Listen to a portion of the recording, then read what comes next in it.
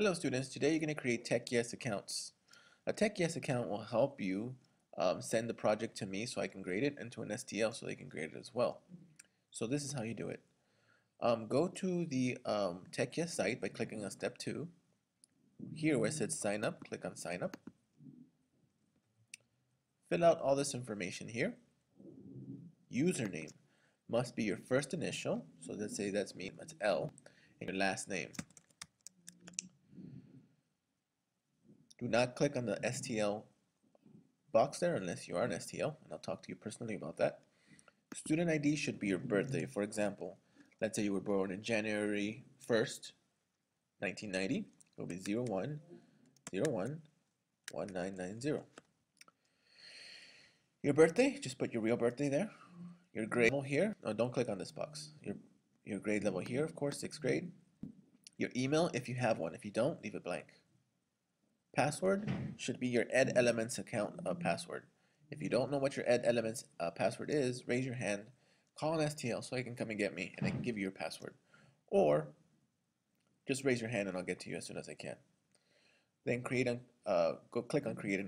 Once you're here, log on with your account. This is a student account I created. When you're here, look for the tabs up here where it says join a class. Where it says teacher, choose me, and then choose your period here. You notice I've only added period 2 and 3. I'm going to add everybody here, but just look for your period number and then choose it there. And then click on join class. When you click on join class, it's going to say that it's like pending. I have to approve it. I will be approving them, but raise your hand to tell me that you've done that so I can approve you and then you can join my class. Now this is the tricky part, so pay close attention. Rewind this video if you don't understand.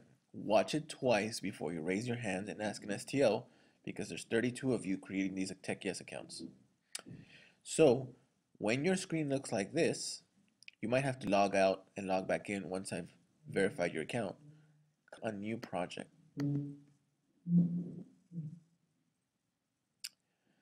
The project name is your iMovie Earthquake project. Description, just write 1 or 2 sentences. What was the purpose of the project? Fill in when we started the project. Actually say, I'm sorry, the project is due this Friday, which would be, let's see, 10, 11, 12, 14th. Class, just look for the class that you're in. Where it says technologies, click on graphics one, internet, online communication, since you're doing this with a lot of people online, and also video. Where it says subject, click on science, then create project.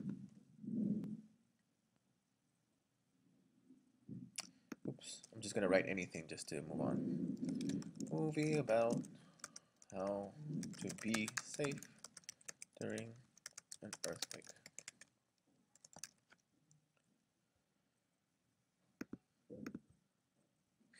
Okay, create project. Now this is the real trick part. You have to fill in all these tabs here on the left. Project information. Did that one already. Good. Project plan.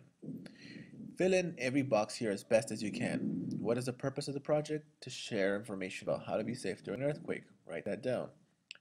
Who will use or look at your project? Told you who would. Students will, parents will, community, online through YouTube. How will you find the information? You already found the information online. How did you organize yourself? How did you make this project with iMovie? And so on. Fill in all the boxes. Will there be a team of students working on this project? No. Will you need to collect data and report the results for your project? Yes. Here explain how you collected the data. You used ready.gov. Will your project require a model? No. Will you be using technology? Yes. You're using iMovies and then update project. When you're done with that,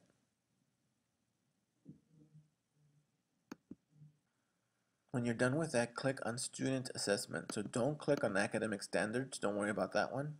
don't worry about project links. That's where you're actually going to put the project when it's done. There'll be another video on that later. Click on student assessment. Student assessment means it's like you grade your own project. Do you think it's good? Did you meet all these requirements for your project?